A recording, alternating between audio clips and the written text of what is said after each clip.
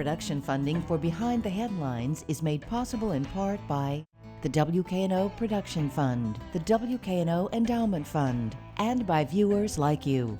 Thank you. New life is coming to Mud Island tonight on Behind the Headlines.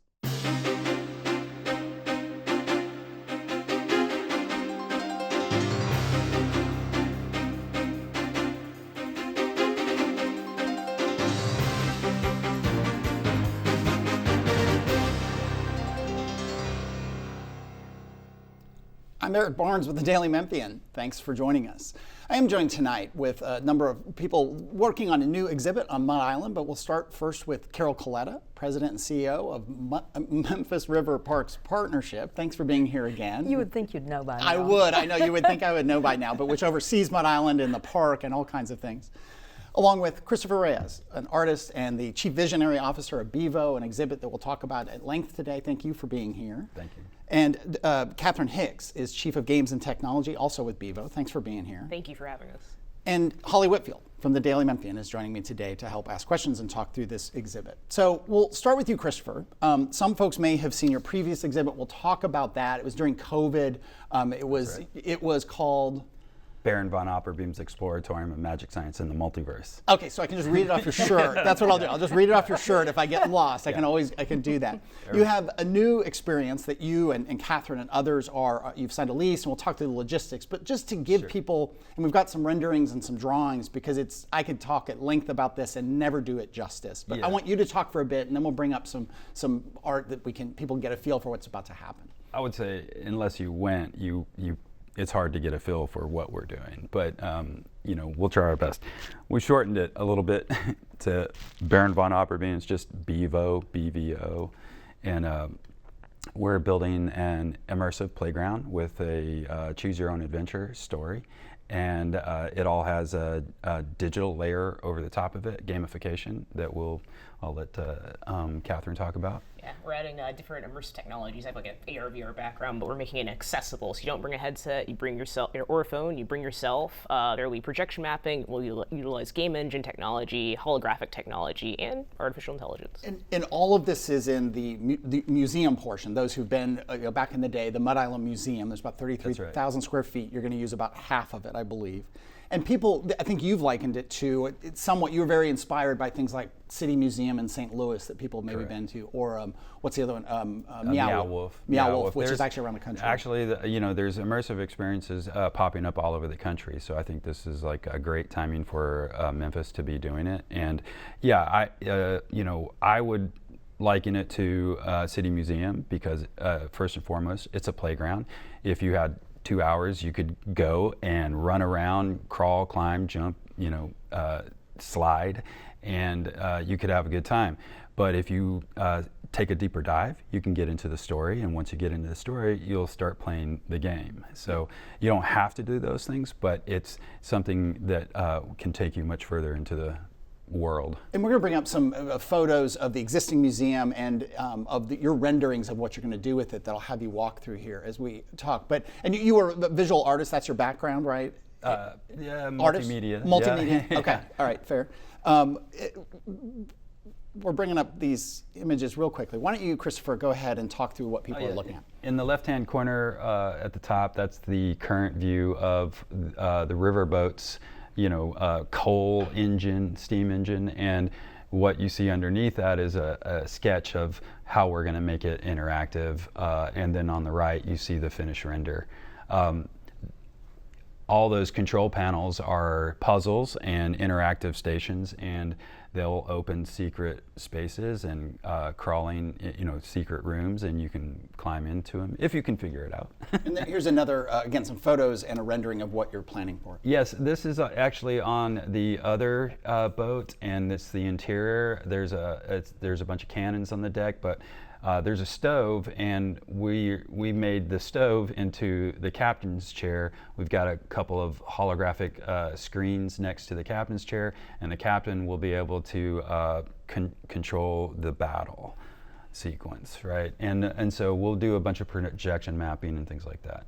Another one here? Yeah, same thing. That's the Cyber City, and what we're going to do is turn we're using the spaces as it is, like the structure of it. We're not really recreating that, but we're going in and gamifying it and making it otherworldly. One more, I think. Yeah, and that's our community space. And up in the top hand right corner, you see the current view.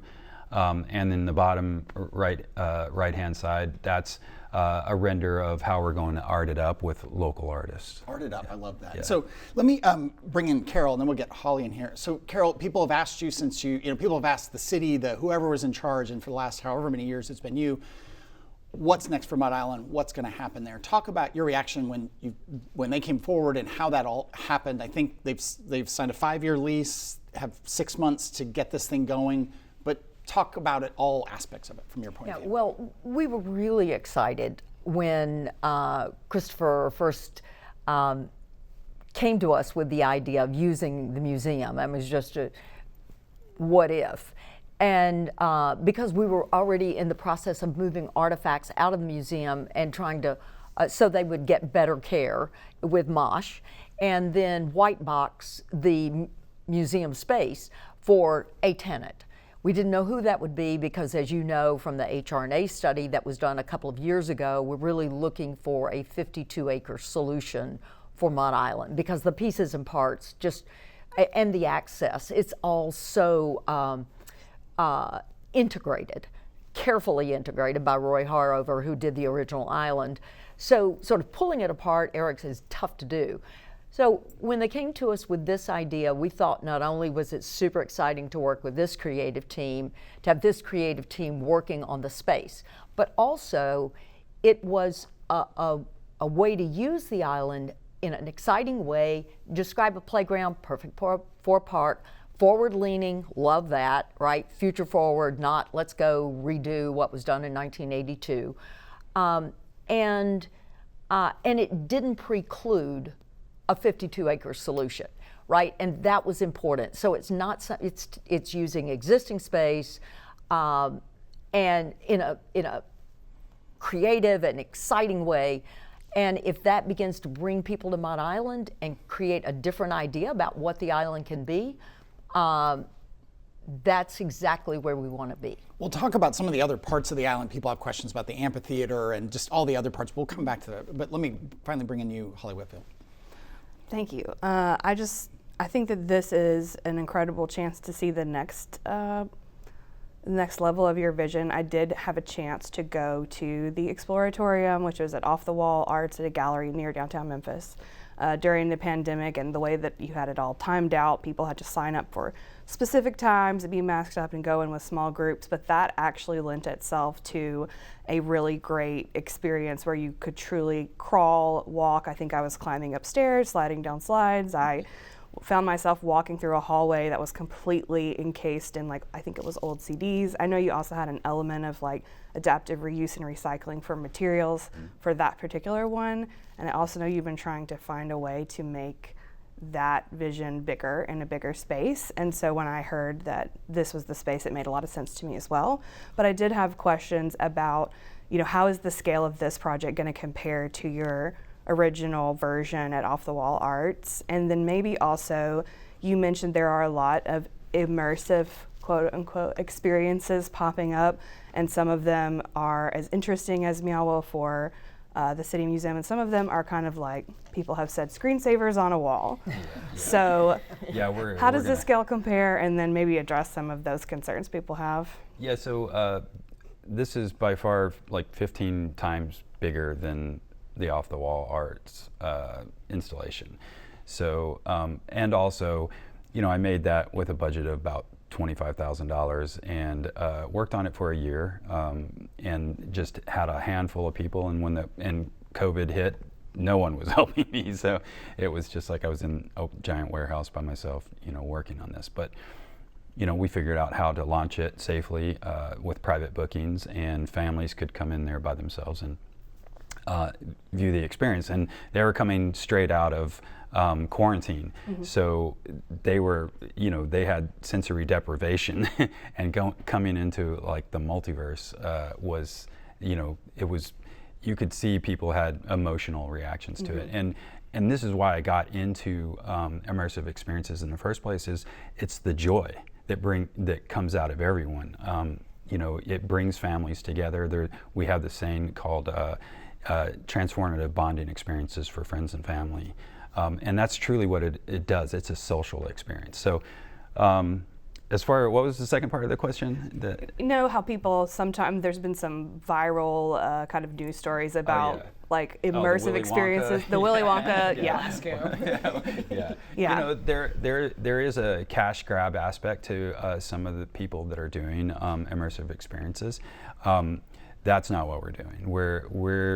We're investing in our community. We're investing in local artists. We're investing in making something that's truly Memphis, unique to Memphis, and that we can show to the rest of the world and say, "Look what we did." You know. Catherine, where, when, and how did you get involved? I met Christopher like 2019, and I also experienced his Quadrant 360 project in 2020, and it was really incredible that he was able to do like on a budget what many like Universal, Disney do with much bigger budgets but smaller scale. But I think December 2023, you called me up. You said, "Hey, I want to show you something." So I'm driving to Mud Island at night, and I'm like, "Where am I? Where am I going?"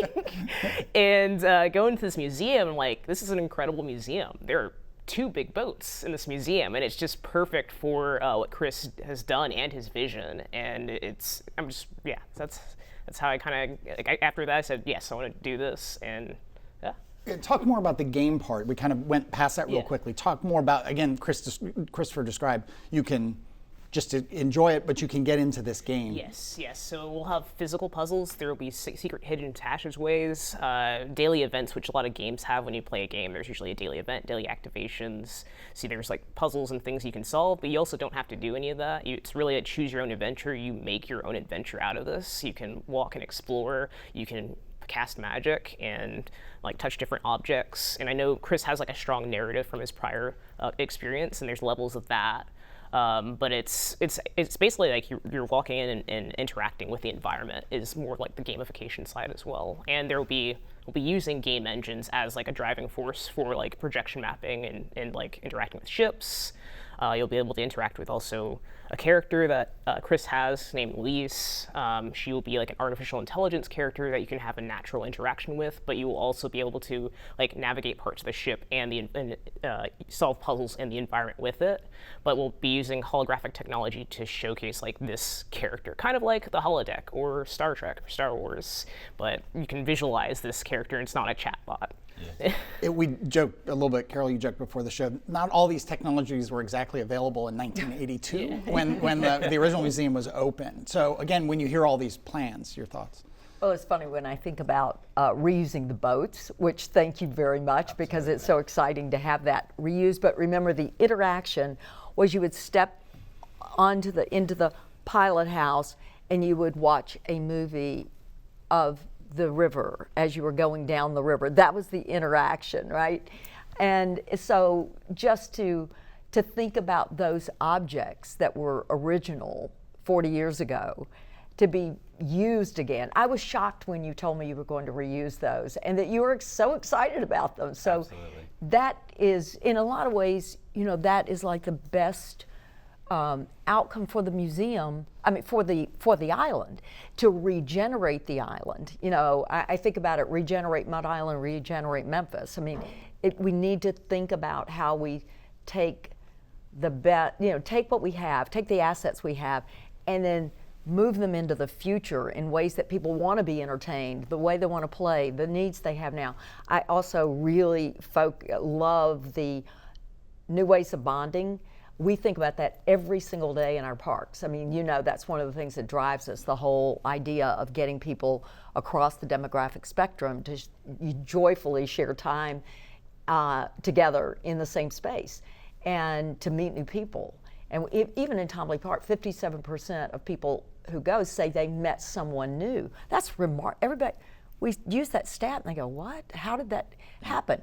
And so we are so on the same wavelength there. And so there's a lot of compatibility here. Holly.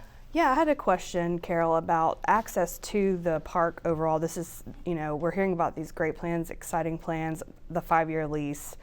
What do we know about how people are going to be able to just physically get over to the park in terms of is there going to be a monorail moment? Is it going to kind of remain as it is now where you're driving over, you're parking on site? Just some of the nitty gritty aspects of it. In my experience, people going to attractions, they get really excited about it, but in order to make them actually go, you kind of need to hold it out to them on a silver platter and say, yeah, you drive here, you turn here, you park here, and this is how you go in, and then they can actually do it.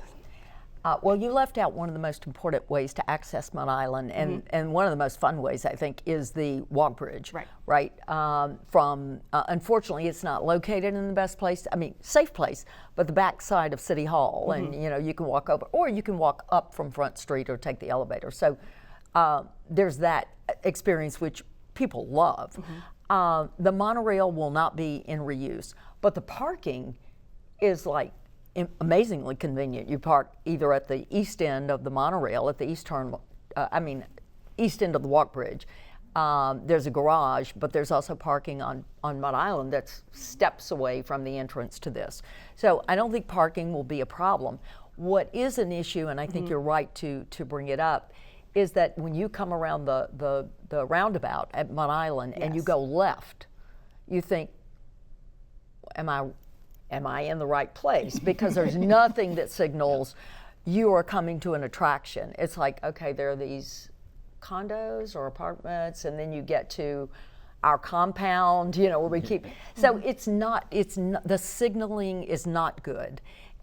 Because remember, that entrance didn't exist when Mud Island was built 40 years ago. There was no bridge. You couldn't drive over there. You could only get there by monorail or a walk bridge. Or go all the way to the north end of, Mud Islands, down 2nd Street and back up. Yeah. Let me. Oh, go ahead. I want to address that. We did our first experience in South Memphis, right, in a warehouse in a dark neighborhood, and people came out in droves.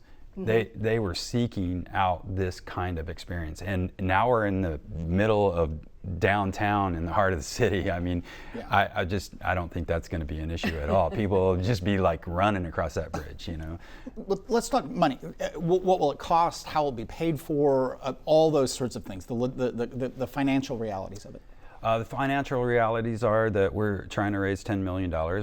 We're doing the project in 2 phases, possibly 3.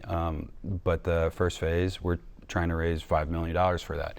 We're using a platform called WeFunder, which is very similar to Kickstarter, but it's not a donation. We're saying this is a Memphis project with Memphis creatives, and we want the Memphis community to support it. Because ultimately that project is for them. And so you can invest, and with that investment, there's a return, a financial return. So. And y'all are a private for-profit company? That's correct. Okay, and it's not owned by, you're simply leasing from the landlord, the landlord only. Okay. And keep in mind that there's an ethos. I used to run a company called Live from Memphis, and our ethos was bringing in the community, working with local creatives, and we've brought that same ethos to this project. Yeah, let me get Holly back in. Sure. Switching gears maybe just a little bit, but whenever the Daily Memphian published a story about this a couple of weeks ago, the response was, for people who had been to your original experience, was very positive.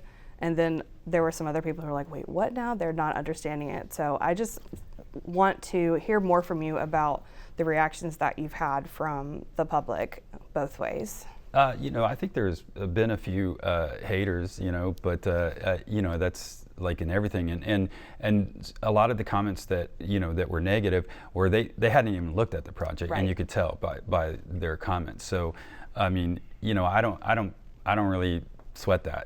It's like we're gonna make something incredible that people just really can't visualize what it's gonna be unless you went to the first one. And if you went to the first one, think about $25,000 versus, we're trying to raise $10 million to do a giant, facility. Do you need how much to launch though? How much to launch? Yeah. We're trying to raise $5 million. I mean, that's what we're looking to raise. How can we get started on that before we reach our $5 million mark? Yes, absolutely. I've got about 6 minutes left here. Let's go back to some of the things people ask about, right? Status, monorail's not going to be open as part of this. Status of the amphitheater, status of the giant pond, or all the other amenities and parts and pieces of Mud Island. What's going on with those? The giant pond. That has the paddle boats in it. My daughter loved those. I think of the Gulf of Mexico. Nostalgia talking. Yes, I know. Yes. My daughter loved the paddle boats. Well, there you go. As a It's young the adult. Gulf of Mexico, right? The Gulf Yes. of Mexico. Yeah, sorry. The Riverwalk had a number of repairs made as part of the Accelerate Memphis $4 million. And we're still making those repairs. I think the final one we're making is the removal of the old bell structure. So we've upgraded. Oh, the Memphis Bell. That's right. Yes, yeah, that's cover right. the airplane. Okay. That ought to be down, I think, by next week. So there have been a lot of things. Again, I always say none of it was sexy, but it's elevators, escalators, all the things you will need. And I'm so glad the city of Memphis invested in that, so that when something great comes along, you're not saying, well, where do we get that money to do just the basic repairs? Right. Yeah. The amphitheater, again, the foundation of the amphitheater is unstable. And so that's, so we don't even let free things go in there. Now you see people in there, but we can't keep them out necessarily, but we don't authorize anything going on in there because of the instability. It's trip and fall, waiting to happen. But what happens to activate those? Is it going to be, you need another tenant, you need more city money, you need both? Well, the administration put about $17 million into the CIP in out years. That's the capital improvement budget, the kind of investments in roads and infrastructure stuff. Yes, correct. And that starts in 26, not in 25, but FY 26, and then more money in 27 and 28. Giving the market time to come to it, to say, is there really a demand from an operator that would put money in it too, and so we could have a really robust concert schedule that would make the investment meaningful. There are other ways you could use even what's there today, but not, but that is to come. What I will say is we work every day. We've spent enormous gobs of time, as I would say, for fielding interest in Mud Island, and just like we did with you, and we continue to do that. We continue to reach out to potential operators and investors in various kinds of schemes, and that's why we were so excited that these guys came to us, and can't think of a better use of the museum space. We just got a couple minutes left here. Catherine, do we miss anything? Anything when you sit and listen to this? What is your impression? And are we missing the feel of it? Do we have captured it all, or what? It's definitely gonna be a one of a kind adventure. Like, there's not gonna be anything like this around in the world. Yeah. So. Yeah. Christopher. Yeah. I mean, we're building this on the top of some really great assets. So I mean, like, I feel our team feels like we're halfway there. The museum was more perfect. At first, I didn't want to do it there because I hadn't seen it in years and years and years.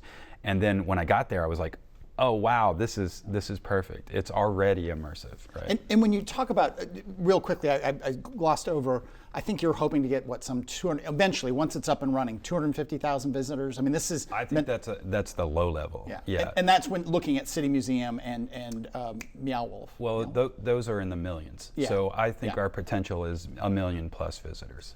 That completely changes what's possible on Mud Island. Yeah. Because that's not 30 nights a year. I mean, that's spread over the year. That's great. Yeah. But it's 2 5-year leases. Is that correct? I have that right? We have a 5-year lease with an option. With an option to renew. To renew. With just a minute left, I want to come back to you. You had a music festival with a new operator recently down in Tom Lee Park, and you had a barbecue contest down in Tom Lee Park. How did it go? I thought the park was used spectacularly. I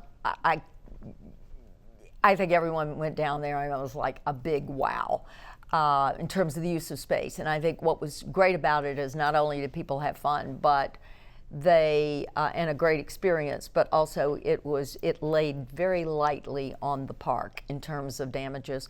We are not ready to talk about that. Why did you know I was going to ask that question? Because what I knew the damage you would. amount was? Because but that's been a subject in the past. So I mean that it is a fair question. It has been a subject in the past, and we're still owed money from the damages from a year ago, so by another operator. But what we will have that settled and that'll be made public. And that'll absolutely be made public soon. All right, we're out of time. Thank you all. Thank you very much. We appreciate you being here. Thank you for joining us.